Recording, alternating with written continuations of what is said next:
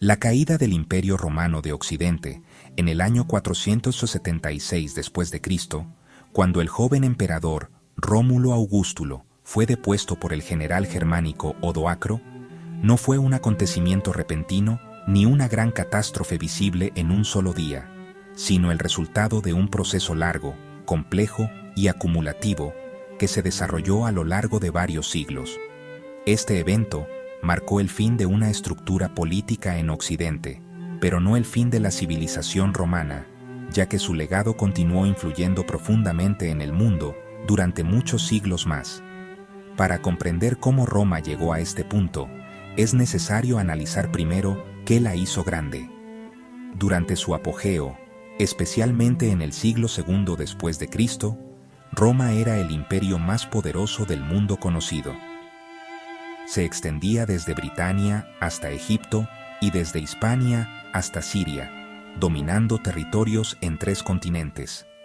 Su poder no se basaba únicamente en la fuerza militar, aunque sus legiones eran formidables, ni solo en su capacidad de ingeniería, que le permitió construir caminos, acueductos y ciudades duraderas.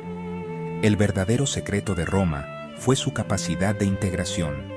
A diferencia de otros imperios, Roma no solo conquistaba pueblos, sino que los incorporaba a su sistema, permitiéndoles convertirse en ciudadanos romanos, participar en la política, servir en el ejército e incluso alcanzar posiciones de poder.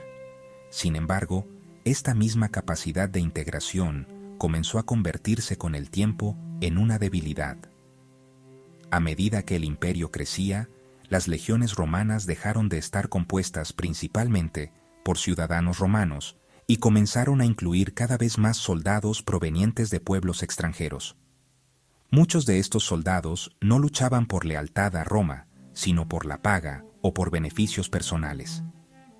Este cambio debilitó la cohesión del ejército y redujo el sentido de identidad romana. Uno de los primeros signos claros de decadencia apareció tras la muerte del emperador Marco Aurelio en el año 180. Considerado uno de los mejores gobernantes de Roma, su muerte marcó el fin de una era de estabilidad conocida como la de los 5 buenos emperadores.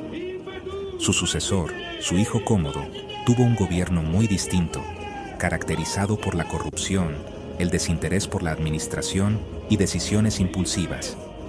Este cambio en el liderazgo debilitó las instituciones y abrió el camino a una etapa de inestabilidad. La situación empeoró considerablemente durante la crisis del siglo III, entre los años 235 y 284 después de Cristo. Durante este periodo, el imperio vivió una profunda inestabilidad política, con más de 50 emperadores en apenas 5 décadas. Muchos de ellos llegaron al poder mediante golpes militares y fueron asesinados por sus propios soldados. Las guerras civiles se volvieron frecuentes, lo que debilitó la autoridad central y dejó las fronteras desprotegidas. A esta crisis política se sumó una grave crisis económica. El imperio dependía en gran medida de sus recursos minerales, especialmente del oro y la plata, pero con el tiempo estos comenzaron a escasear. Para financiar al ejército y mantener el control, los emperadores comenzaron a reducir la cantidad de metal precioso en las monedas, lo que provocó una fuerte devaluación. Esto generó inflación, aumento de precios, caída del comercio y empobrecimiento general de la población. Las ciudades comenzaron a decaer y muchas personas abandonaron la vida urbana. Mientras Roma enfrentaba problemas internos, también aumentaban las amenazas externas.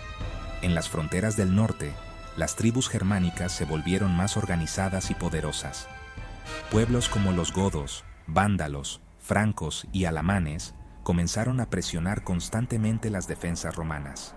En el este, el imperio persa sasánida se convirtió en un enemigo formidable. En el año 260, el emperador Valeriano fue capturado por los persas, un hecho sin precedentes que representó una gran humillación para Roma y evidenció su debilidad. En el año 284, el emperador Diocleciano intentó resolver la crisis mediante reformas profundas. Una de sus decisiones más importantes fue dividir el imperio en 2 partes, el Imperio Romano de Oriente y el de Occidente. Este sistema, conocido como tetrarquía, buscaba facilitar la administración de un territorio demasiado extenso. Aunque inicialmente logró estabilizar la situación, también marcó el inicio de una separación permanente entre ambas mitades. El Imperio de Oriente, con capital en Constantinopla, prosperó económicamente y culturalmente, mientras que el de Occidente comenzó a debilitarse progresivamente.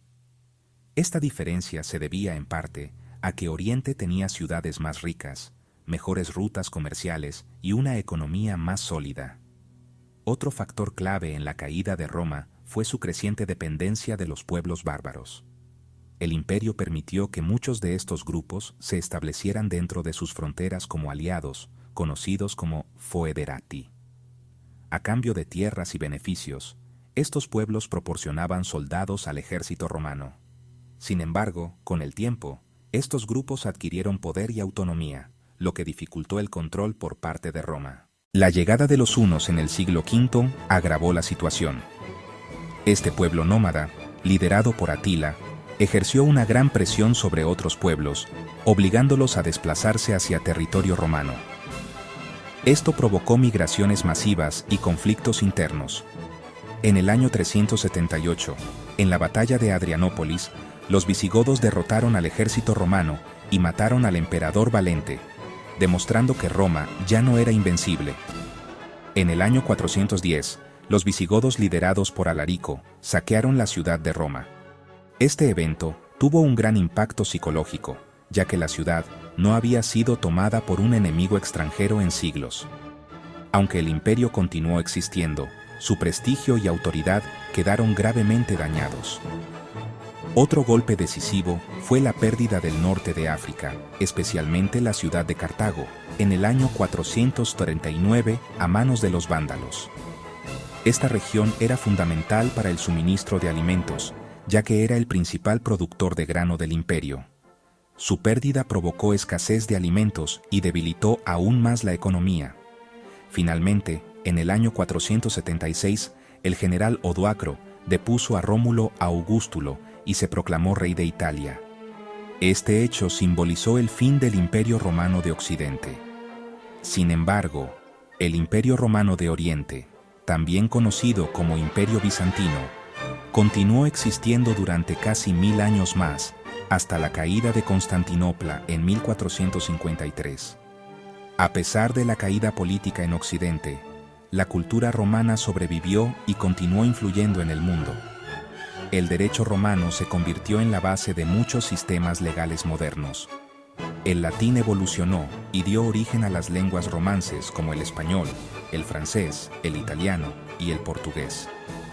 La Iglesia Católica adoptó muchas estructuras del imperio y desempeñó un papel fundamental en la preservación del conocimiento durante la Edad Media. Incluso los pueblos que ocuparon los territorios del antiguo imperio adoptaron elementos de la cultura romana. Los reinos germánicos mantuvieron el uso del latín, las leyes romanas y el cristianismo como forma de legitimarse. Más adelante, figuras como Carlomagno intentaron revivir la idea del Imperio Romano en Europa. En conclusión, la caída de Roma no fue causada por un solo factor, sino por una combinación de problemas internos y externos. Fue el resultado de crisis políticas, económicas y militares, junto con invasiones y transformaciones sociales. Más que una caída repentina, fue una transformación gradual. Roma dejó de existir como imperio en Occidente, pero su legado cultural, legal y lingüístico continúa presente en la actualidad, demostrando que, aunque su poder político desapareció, su influencia perdura hasta nuestros días.